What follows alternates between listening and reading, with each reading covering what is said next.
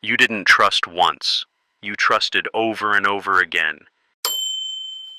You trusted those who said they were with you. You trusted sweet words, random compliments, messages that said, "You can count on me." You trusted long hugs, promises made while looking you in the eye. You trusted because you learned that life is built on connection, that those who plant truth reap reciprocity, that those who love without fear will be loved with care. You believed that, didn't you? Because it made sense, because it felt fair, because you didn't see the world as a battlefield, but as a place where good people eventually find each other. And every time you trusted, you gave away more of yourself. You opened one more window, let someone see one more weakness, shared one more secret, one more plan, one more pain, not because you were naive, but because you were loyal, because you believed that those beside you would never use that against you. You thought it was about building something, about growing together, about having someone to walk with through life. You believed the heart was a home, and opening the door meant starting a friendship. But someone walked in, looked around in a rush, and began tearing everything down, piece by piece. What you called a connection, they saw as a map, an emotional blueprint, with every shortcut to the center of your trust, with every password to break into what was supposed to be yours alone. Have you felt that? That emptiness after betrayal, that burning rage, not for what they did, but for what you allowed, the quiet guilt of having shared too much, talked too much, trusted too much. Do you remember the day you realized you'd been used? It wasn't an explosion. It was a slow reveal, a silence in their voice that wasn't there before, a glance that stopped holding your eyes, a detail you ignored until it became too obvious to hide, and then came the punch to the gut. What you said in pain was repeated. What you shared as weakness became a joke. What you revealed with an open heart was leaked, twisted, weaponized. You thought it was care, but it was data collection. And if Seneca were here, he would say, "Trust, but keep your eyes open." But your eyes weren't open. You wanted to see the good. You needed to find someone who proved this world still had decent people. So you saw what you wanted to see, not what was real. You chose to believe in true friendship. Even when they showed you the opposite, you forgave the signs, ignored the warnings, justified their absences, overlooked the disrespect. You kept saying, "It's just a phase." But the truth is, you'd been nothing but a stepping stone for a long time. A boost, a prop, a trampoline. You gave all of yourself and walked away emptied. But that's not even the worst part. The worst part comes after. It's the echo of disappointment, the weight of trusting again, the constant alertness, the doubt in every word, every gesture, every smile. And slowly you begin to wonder, is everyone like this? Will it ever be different? Is there anyone who sees the world the way I do? Maybe. But Seneca would remind you, no one is free if they live chained to others' expectations. You've spent your life expecting people to be like you, to share your sense of justice, to carry the same weight of empathy, to be committed to loyalty the way you are. But people aren't you, and not everyone is made from the same material. Some thirst for truth, others hunger for opportunity. And while you were opening the doors to your soul, they were taking measurements. figuring out just how much damage they could do. It's cruel, but it's real. The truth is, some people are only kind while they need you, and once they get what they want, they vanish. Or worse, they stay, but change. They stop being your partner and become your judge. They start comparing you, criticizing you, reducing you. You become a burden, an inconvenience, the leftover from an expired interest. And that's when it hits you. It wasn't friendship. It was convenience. It wasn't loyalty. It was a transaction. It wasn't a bond. It was a rental agreement. And your rent was paid in silence. But let's keep going, because this next part doesn't hurt. It opens your eyes.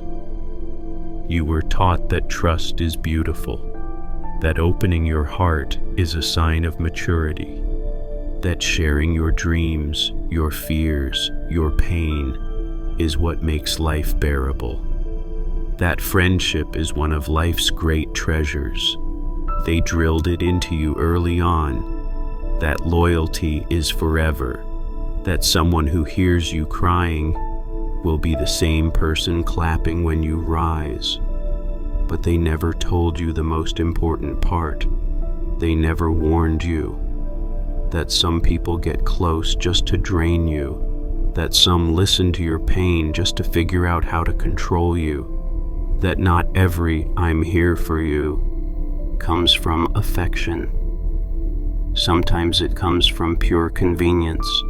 You grew up believing others would see in you what you saw in them, but they didn't. They saw usefulness, and usefulness has an expiration date. Maybe now you understand why that friend stopped calling when you left the company, why that family member disappeared after you said no, why the one who said they loved you turned into someone else the moment you disagreed. Seneca said, "He is not free who is a slave to others' expectations." And that's what kept you stuck for so long. Expectation. You expected effort back, expected reciprocity, expected deep down that the world would be fair. But the world isn't fair. It just is.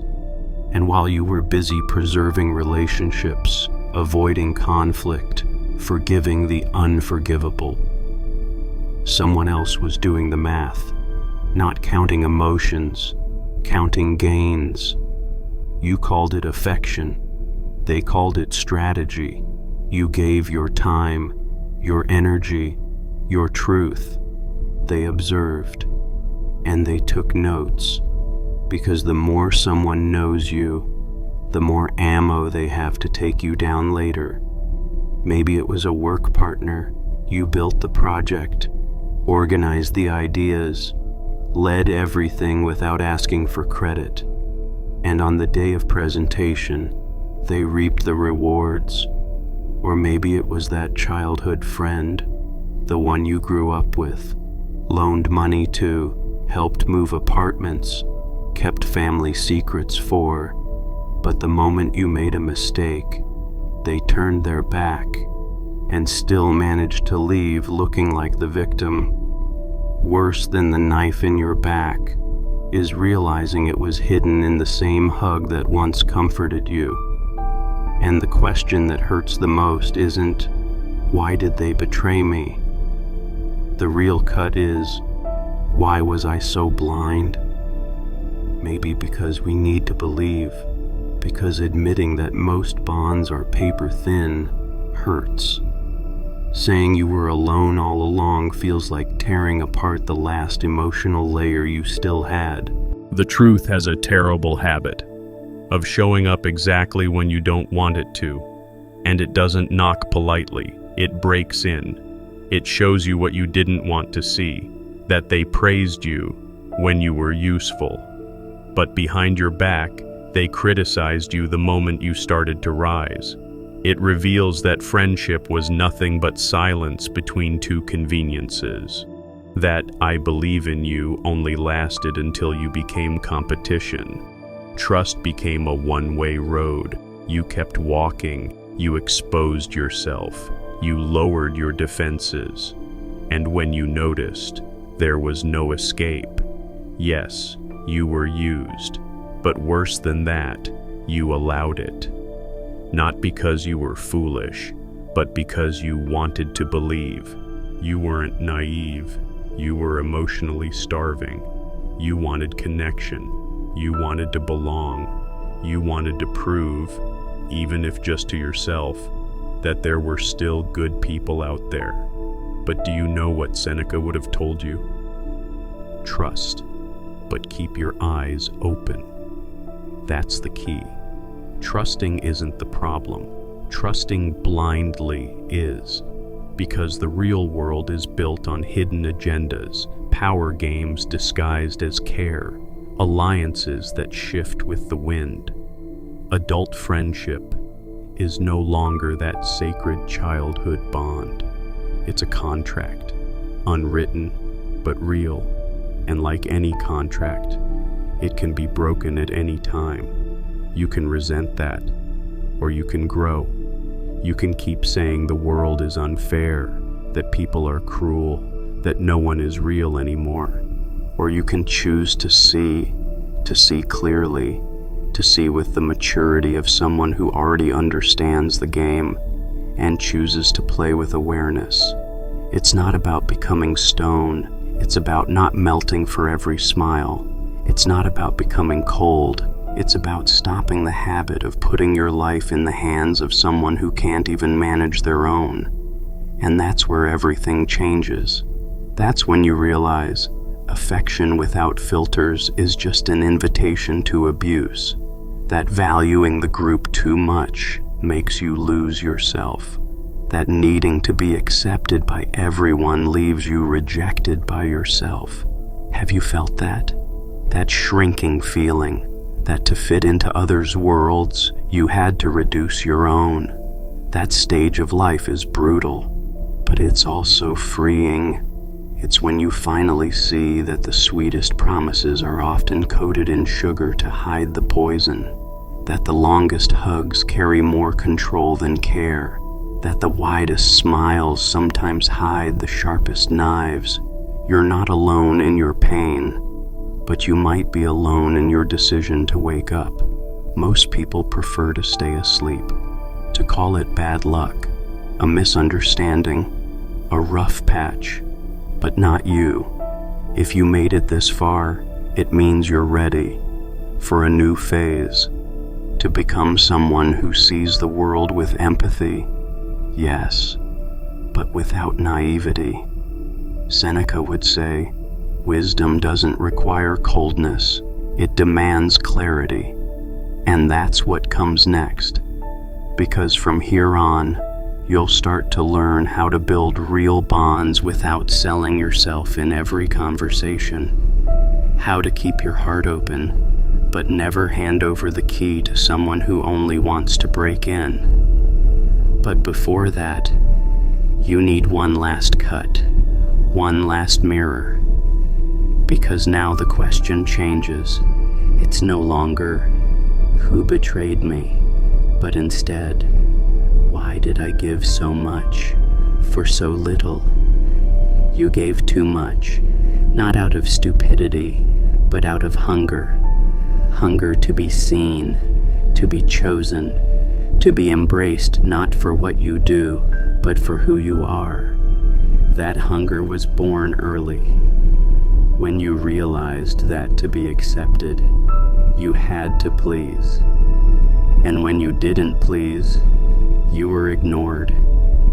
You grew up thinking, if I try hard enough, someone will stay.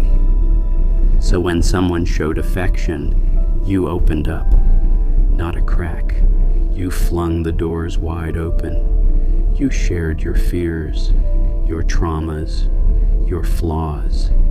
You showed your scars as if offering intimacy would guarantee understanding. But not everyone is looking for connection. Some are simply measuring how easy it will be to tear you apart later. Your transparency, what you called a virtue, became a weakness. Your loyalty, what you thought was beautiful, became bait.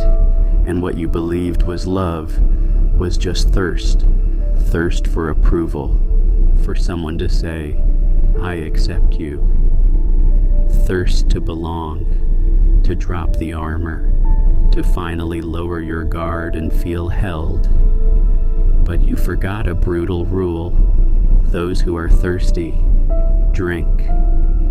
They don't pour back, they only drain.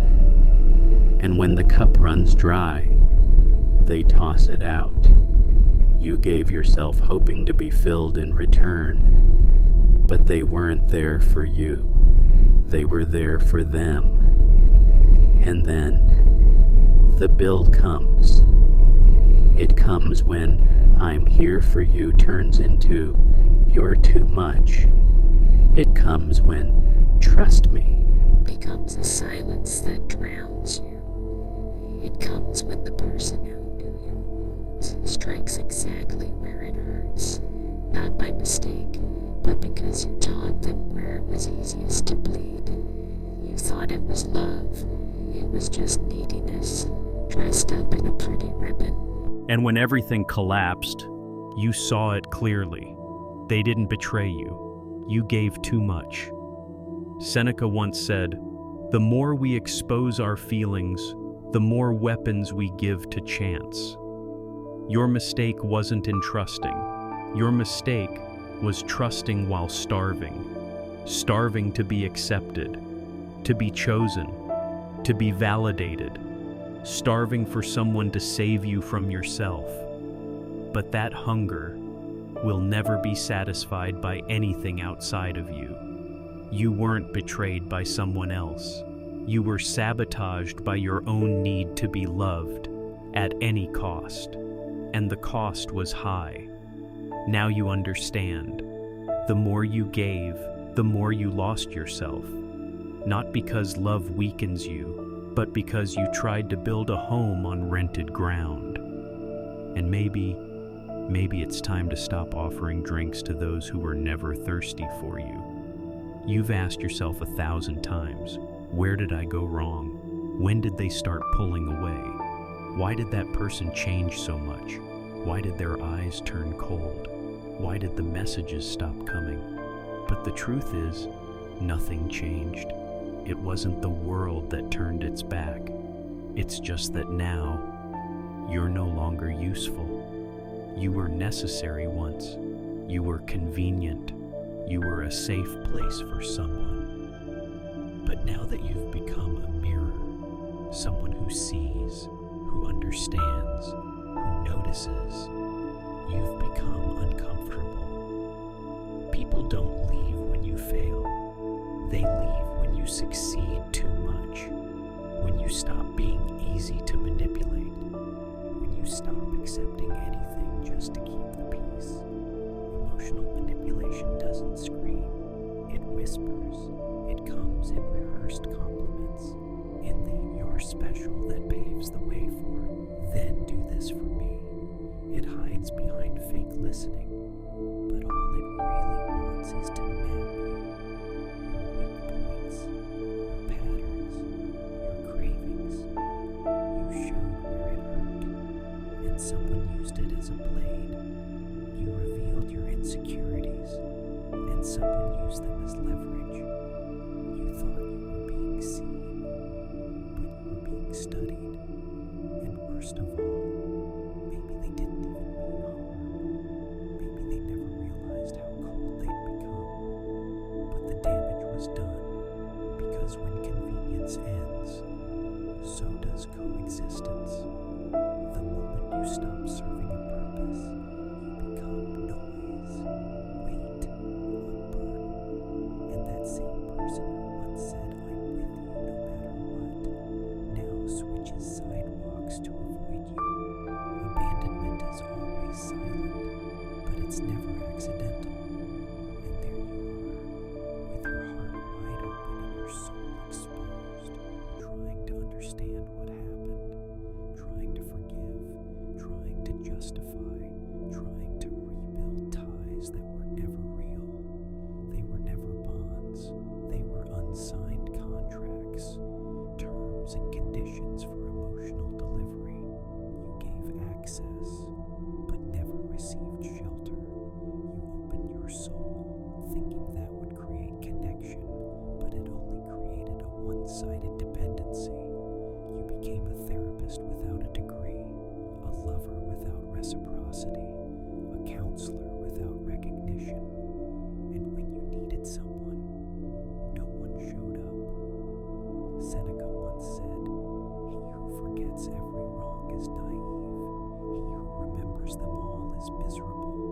wisdom lies in the balance.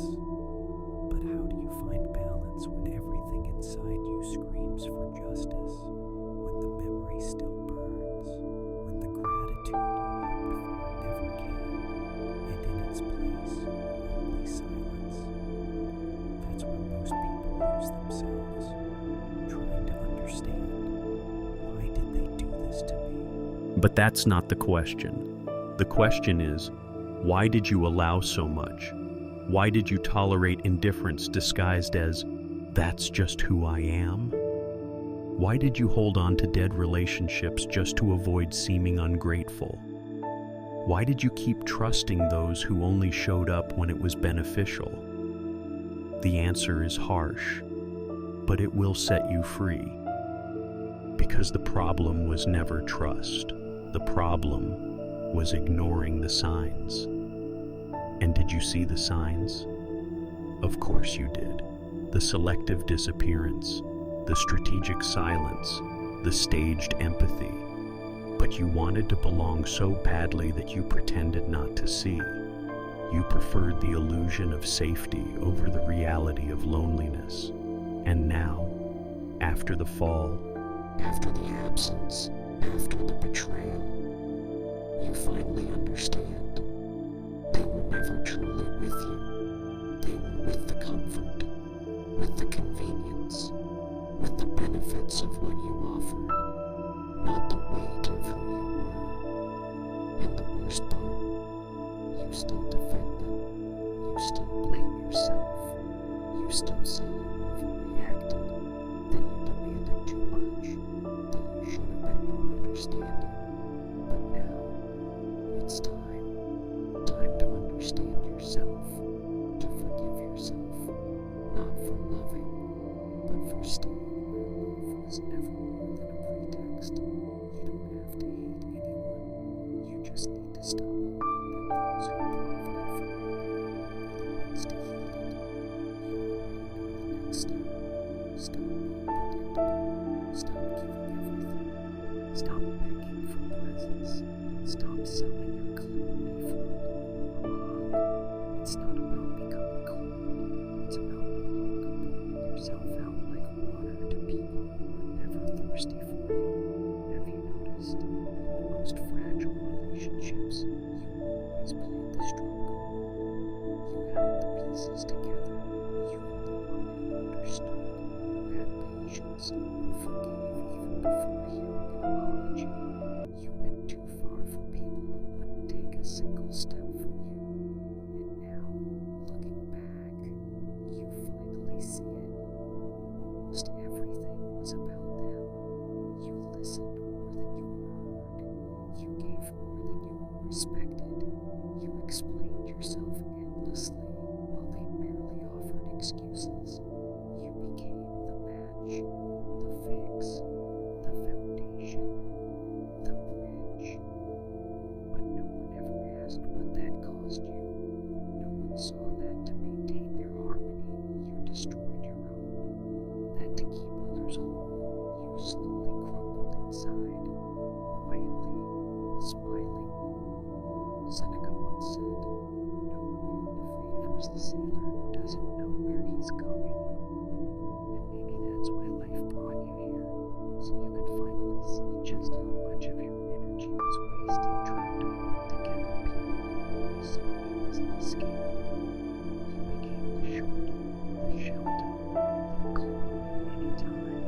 But when your world collapsed, there was only silence, seen messages, disappearance, empty excuses. You weren't a bond, you were a tool. And what happens when a tool breaks? It gets replaced. It's cruel. But this is real life, and real life isn't built on promises. It's built on priorities. And you only become a priority when you stop being always available. You only become essential when you stop being predictable. You only become respected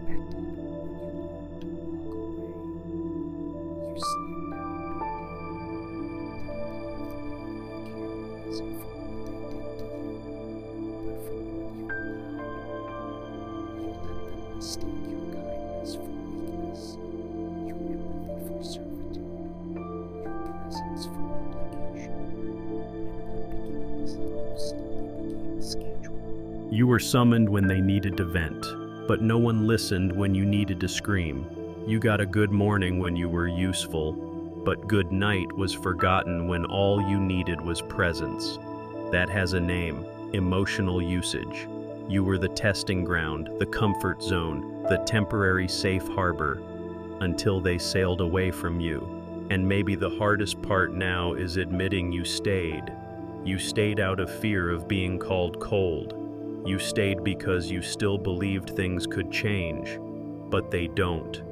Because someone who only looks for you when they need you has already shown you the role you play.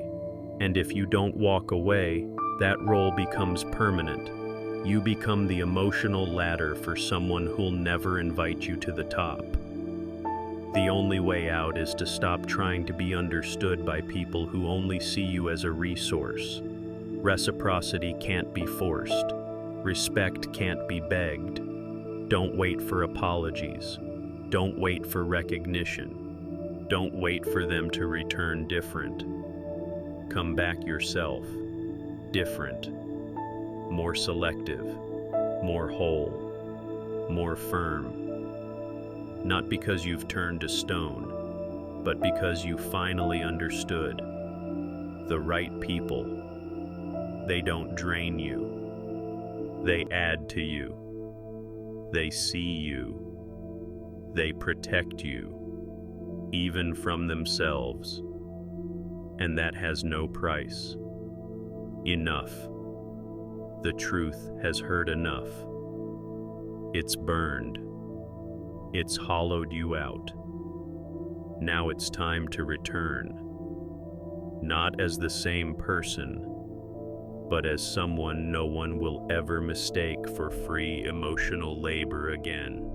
You won't keep giving yourself like someone begging to be seen, because now you understand. The world doesn't reward those who give without discernment. The world takes, and from now on, you'll be something else. You'll be a border, a filter, a wall between what destroys you and what you deserve. It starts like this.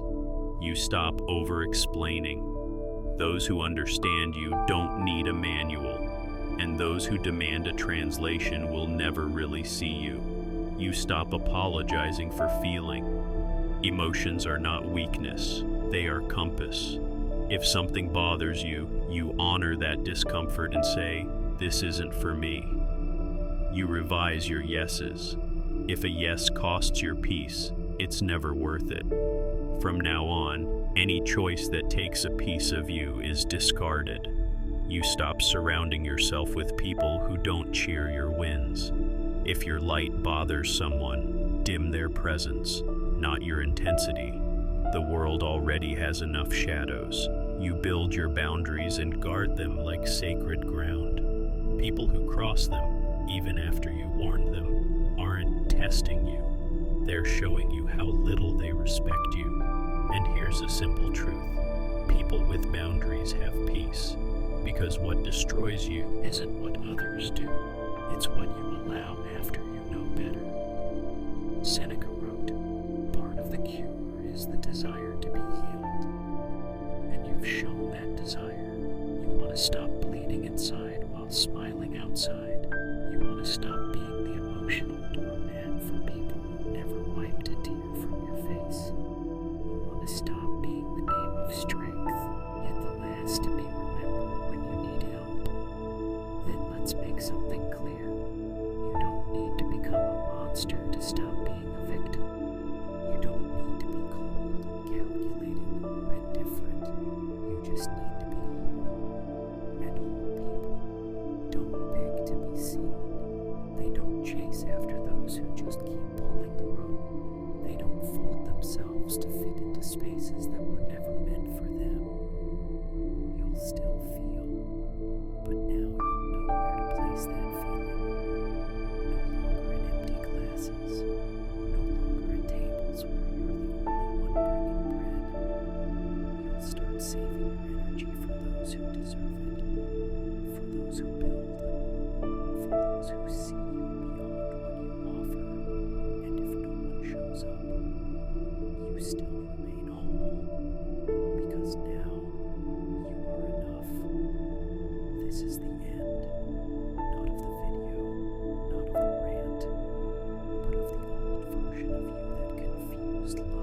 self-abandonment. From now on, the game changes. Anyone who wants to be with you will have to earn it. And if no one comes, you still have you. And that is more than enough. This channel, these videos, they're not about giving you lessons. They're about lighting candles in dark corridors where many walk alone. And if one of those candles lit something inside you today, it was worth it. If you haven't subscribed yet, it's fine. Keep being nice. Keep letting life run you over. The algorithm loves people who live to please. But if you're finally ready to stop being the tamed version of yourself, click like, drop a comment below with the last time you said no without guilt, and hit subscribe. Not because I said so, but because from now on, you only do what you choose. You can scroll away, you can close this tab, you can go back to the SAM, or you can make one decision now. One decision. You can hit subscribe and step into a space where the truth is brutal but liberating, where being awake doesn't make you weird, it makes you danger. Because here, we don't worship positivity, we eat. So yeah, you can keep playing nice. You can keep being the guy who swallows everything you see, or you can join the only channel that respects your darkness, challenge, and gives voice to what you've buried for years. Crackdown isn't faux, but if you're still watching, it's probably for you. So hit subscribe, like this video and see I'm done pretend. That's how this starts, not with noise, but with a decision.